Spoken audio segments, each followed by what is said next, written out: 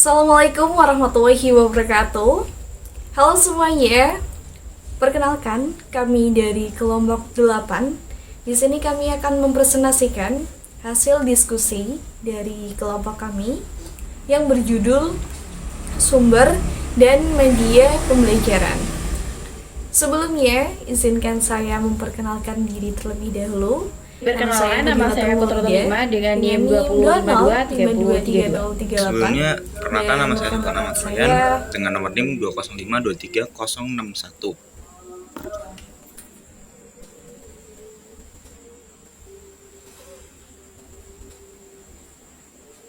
So, without further ado, let's start to the first material. Yang pertama adalah pengertian atau definisi ya. Ada definisi sumber belajar, media pembelajaran, kemudian ada bahan pembelajaran dan alat peraga. Yang pertama dulu yaitu sumber belajar. Apa sih yang dimaksud dengan sumber belajar? Jadi sumber belajar merupakan segala sesuatu yang dapat menghasilkan pesan sebagai bahan atau objek kajian dalam pembelajaran. Sumber belajar juga bisa diartikan sebagai segala daya yang dapat dimanfaatkan guna memberi kemudahan kepada peserta didik atau seseorang dalam belajarnya. Keyword di sini itu adalah menghasilkan atau dimanfaatkan ya. Jadi segala sesuatu yang ada di dunia ini apabila bisa menghasilkan pesan dan dapat dijadikan sebagai objek kajian dalam proses pembelajaran, bisa dikatakan sebagai sumber belajar. Sumber belajar sendiri bisa meliputi pesan tadi, kemudian ada manusia atau orangnya langsung, kemudian bisa dengan media atau software, kemudian ada peralatan atau hardware, terus ada teknik atau metode, dan lingkungan yang dipergunakan untuk memfasilitasi terjadinya tindak belajar. Selanjutnya ada pengertian dari media pembelajaran. Apa sih yang dimaksud dengan media pembelajaran? Nah, teman-teman, jadi media pembelajaran adalah segala sesuatu yang digunakan pendidik untuk menyajikan pesan dan memfasilitasi peserta didik mencapai tujuan pembelajaran. Keyword pada media pembelajaran ini adalah menyajikan atau mengantarkan. Jadi, media pembelajaran bisa berarti sesuatu yang dapat mengantarkan pesan dari pengirim kepada penerima, atau kata lainnya itu ya perantara gitu. Media pembelajaran itu dibagi menjadi 3 jenis. Yang pertama ada media audio, kemudian visual, dan audio visual. Kedudukan media sendiri itu ada 2. Yang pertama adalah sebagai alat bantu siswa dan juga guru tentunya. Yang kedua adalah sebagai sumber belajar. Media pembelajaran juga bisa dikatakan sebagai sumber belajar. Selanjutnya ada bahan pembelajaran. Pengertian dari bahan pembelajaran ini bisa dikatakan sebagai segala sesuatu yang berisi pesan yang dimanfaatkan dalam pembelajaran. Jadi kalau belajar tentu pasti di dalamnya kan ada isi pesannya ya. Seperti contohnya itu buku-buku. Sebetulnya buku-buku itu kan media, terus alatnya itu kan kertas-kertasnya. Tapi dalam buku kan ada isinya, isi pesannya. Nah, isi pesan yang dimaksud adalah pesan pembelajaran, sehingga buku bisa dikatakan sebagai isi buku. Dikatakan sebagai bahan belajar. Nah, yang terakhir adalah alat peraga. Apa sih alat peraga itu? Jadi, alat peraga adalah alat bantu pembelajaran berupa benda konkret yang digunakan untuk memperagakan materi pelajaran. Nah, alat peraga di sini mengandung pengertian bahwa segala sesuatu yang masih bersifat abstrak kemudian dikonkretkan dengan menggunakan alat agar dapat dijangkau dengan pikiran yang lebih sederhana. Dengan demikian alat peraga ini lebih khusus ya dari media pembelajaran tadi karena berfungsi untuk memperagakan materi pelajaran secara langsung gitu. Nah, contohnya nih, misalnya kan ada pelajaran geografi, kita akan belajar tentang dunia. Dan bisa digunakan alat peraganya itu bisa menggunakan map maupun globe gitu. Selanjutnya, materi selanjutnya akan disampaikan oleh rekan saya. Setelah kita mengetahui sumber belajar itu apa, selanjutnya kita akan belajar tentang fungsi utama dari sumber belajar. Jadi, fungsi dari adanya sumber belajar itu apa sih? Yang pertama itu meningkatkan efisiensi pembelajaran. Jadi ketika kita menggunakan sumber belajar, maka kita bisa memangkas waktu yang kita berikan menjadi lebih efisien gitu. Jadi teknologi atau sumber belajar tersebut memungkinkan penyampaian materi pembelajaran dengan lebih cepat dan lebih efisien. Misalnya nih, ada seorang guru yang bisa menggunakan platform YouTube atau aplikasi belajar untuk mempermudah menjelaskan materi yang mungkin si guru tersebut itu agak susah untuk menyampaikannya gitu, atau kurang menguasai dalam penyampaiannya itu, yang sulit seperti matematika, menggunakan video interaktif dan animasi gitu. Nah, terus yang selanjutnya ada mendukung pembelajaran mandiri. Jadi dengan adanya sumber belajar yang bervariatif dan adanya dukungan teknologi, maka siswa itu bisa belajar kapan saja dan di mana saja melalui platform pembelajaran online seperti ruang guru atau akademia apalah itulah. Dan mereka bisa mengakses materi sesuai kebutuhan mereka masing-masing. Jadi siswa tuh misalnya ada yang nggak paham di sekolah, mereka tuh bisa lebih belajar lagi di rumah. Jadi materi yang mereka nggak paham di sekolah itu bisa akhirnya jadi paham karena adanya sumber belajar yang lain selain di sekolah. Yang ketiga, adanya motivasi dan menarik minat siswa. Jadi penggunaan sumber belajar yang atau berbasis teknologi ini dapat memotivasi dan menarik minat siswa untuk belajar lebih giat lagi. Seperti halnya dengan platform game edukatif atau simulasi virtual atau platform pembelajaran seperti Kahoot gitu, atau mungkin Quizizz gitu kan. Jadi kan saat siswa belajar itu lebih menarik gitu. Yang keempat, ada mengatasi hambatan akses informasi. Jadi dengan adanya sumber belajar berbasis teknologi ini atau sumber belajar yang digital, siswa di area terpencil itu dapat mengakses materi yang sama seperti siswa yang di perkotaan. Jadi tidak adanya kesenjangan dalam mendapatkan materi. Jadi tidak ada hambatan dalam siswa tersebut mengakses informasi yang ada. Setelah kita mengetahui fungsi dari sumber belajar, yang selanjutnya adalah peran utama berbelajar. Yang pertama adalah fasilitator pembelajaran. Jadi teknologi pendidikan ini atau sumber belajar ini bertindak sebagai fasilitator yang membantu siswa mengakses informasi secara mandiri.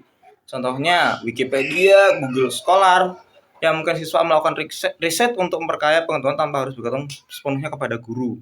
Lalu memperkaya pengalaman belajar.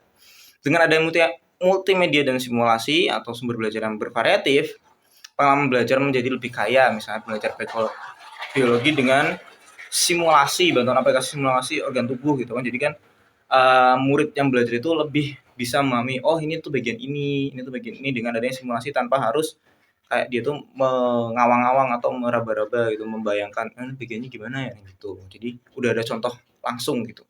Yang ketiga, ada menyediakan pembelajaran yang lebih fleksibel. Jadi sumber belajar yang berbasis teknologi atau memungkinkan pembelajaran yang lebih fleksibel baik dalam hal waktu ataupun tempat. Jadi siswa itu nggak bergantung pada jam sekolah saja. Mereka tuh bisa mengakses pendidikan itu, pembelajaran itu dari mana saja dan kapan saja. Jadi nggak harus nunggu sekolah dari jam pagi sampai sore gitu. Malam pun mereka bisa belajar seperti di sekolah. Ada guru dengan cara yaitu memakai sumber belajar yang berbasis teknologi. Lalu yang selanjutnya ada mendukung kolaborasi. Jadi peran dari sumber belajar yang digital ini itu mendukung kolaborasi antara siswa dan gurunya. tanpa harus bertatap muka. Seperti dengan menggunakan Google Classroom, Microsoft Teams, atau Zoom, atau Google Meet gitu kan. Jadi mereka tuh dapat melakukan pembelajaran tanpa harus datang ke sekolah. Terus mereka juga bisa kerja kelompok tanpa harus kumpul-kumpul bareng gitu kan, tanpa harus kayak ketemuan satu sama lain, bisa secara online gitu, atau WhatsApp juga bisa gitu. Jadi mereka tuh bisa berkomunikasi secara efektif meskipun tidak berada di tempat yang sama. Yang selanjutnya ada kategori dan cakupan sumber belajar. Jadi kategori dan cakupan sumber belajar itu ada 4 ya. Yang pertama adalah sumber belajar yang dirancang atau by design. Jadi sumber belajar ini sengaja dibuat untuk keperluan pendidikan seperti buku pelajaran, video pembelajaran, atau aplikasi khusus pendidikan. Contohnya yaitu Duolingo. Itu aplikasi yang bisa mengajarkan kita untuk penggunaan bahasa asing melalui latihan interaktif gitu. Yang selanjutnya adalah sumber belajar yang bisa dimanfaatkan atau by utilization. Jadi sumber belajar ini tuh awalnya tidak dikhususkan untuk pendidikan, cuman bisa dimanfaatkan di dunia pendidikan seperti artikel, film dokumenter, atau lingkungan fisik. Misalnya video dokumenter di Netflix gitu. Film dokumenter. Yang selanjutnya ada sumber belajar media digital dan audiovisual. Jadi contoh di sini tuh mudah ya, media digital dan audiovisual itu seperti e-book, podcast, atau aplikasi digital yang sangat membantu dalam pemahaman materi seperti podcast edukatif gitu. Baik, yang selanjutnya adalah sumber belajar teknologi kolaboratif. Jadi artinya di sini siswa itu bisa berkolaborasi secara real time tanpa bertemu secara langsung gitu. Seperti menggunakan platform Google Docs, Zoom, dan Microsoft Teams gitu. Siswa itu bisa mengerjakan tugas kelompok, berdiskusi, dan berbagi sumber daya tanpa harus berada di satu tempat fisik yang sama. Baik, seterusnya adalah pembahasan mengenai kriteria dalam memilih sumber belajar dan juga media belajar. Jadi, dalam memilih sumber belajar harus mempertimbangkan beberapa kriteria yang terbagi menjadi 2 macam. Yang pertama berdasarkan tujuan, yang kedua berdasarkan kriteria umum.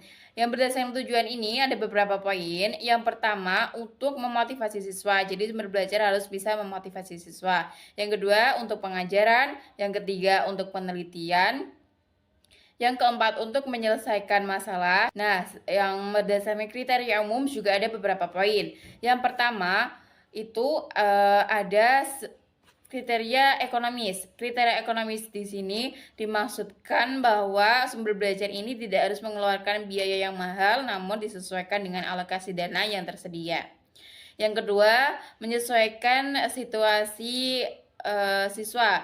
Jadi sumber belajar ini harus menyesuaikan situasi belajar siswa, yang dimana misalnya dalam kelasnya itu misalnya sukanya ribut, berarti kita harus mencari sumber belajar yang bisa membuat siswa ini menurut ataupun bisa taat pada aturan kelas, seperti itu. Yang seterusnya ada poin fleksibilitas.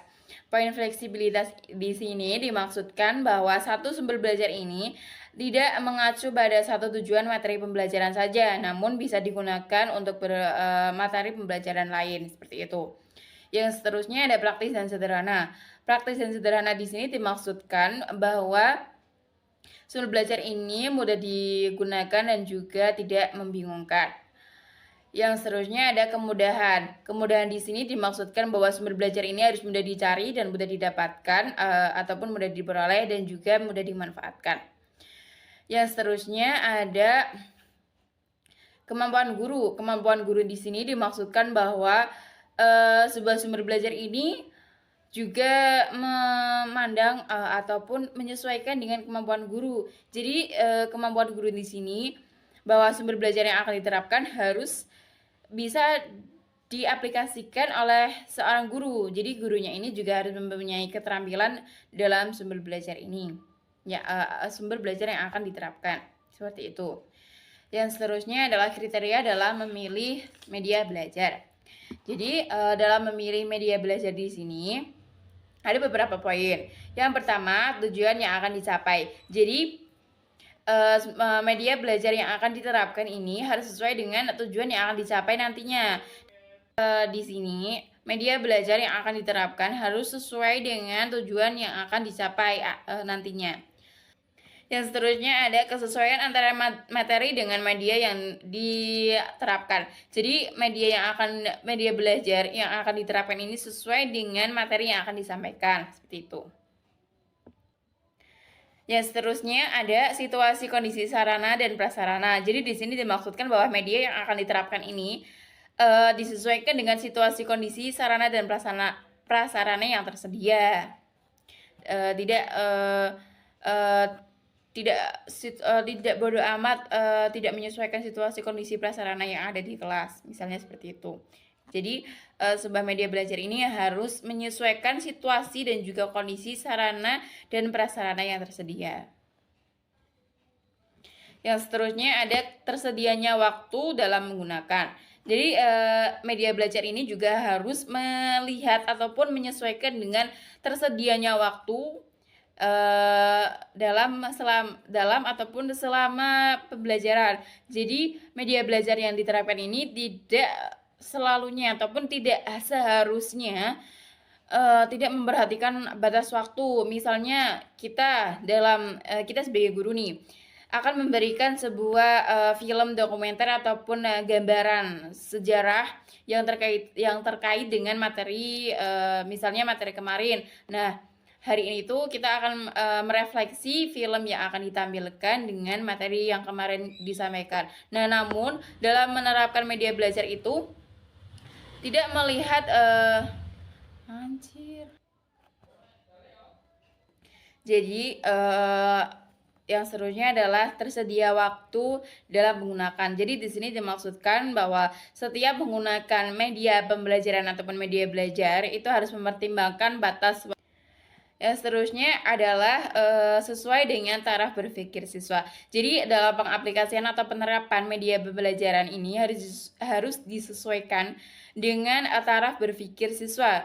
Jadi misalnya media belajar yang akan kita terapkan ini untuk siswa-siswa yang rata-rata IQ-nya itu ya sama. Nah, namun kita akan menerapkan media belajar tersebut dalam kelas yang dimana siswa-siswanya ini dimaksudkan di bawah rata-rata, misalnya seperti itu. Jadi harus disesuaikan dengan taraf berpikir siswanya. Oke, yang terakhir itu adalah poin objektivitas. Jadi objektivitas di sini dimaksudkan bahwa dalam menerapkan sebuah media pembelajaran ataupun media belajar ini harus secara objektif atau sesuai dengan audiens ataupun kebutuhan siswanya, bukan secara subjektif yaitu dengan alasan kesenangan sendiri. Nah, jadi dalam memilih media belajar ini harus sesuai dengan sifat objektivitas. Untuk mendapatkan objektivitas ini bisa mempertimbangkan, bisa meminta pendapat dari rekan guru ataupun siswanya. Jadi media yang diterapkan sesuai dengan yang diharapkan siswa, juga kitanya tidak mempunyai sifat yang subjektif dalam menerapkan sebuah media belajar, seperti itu.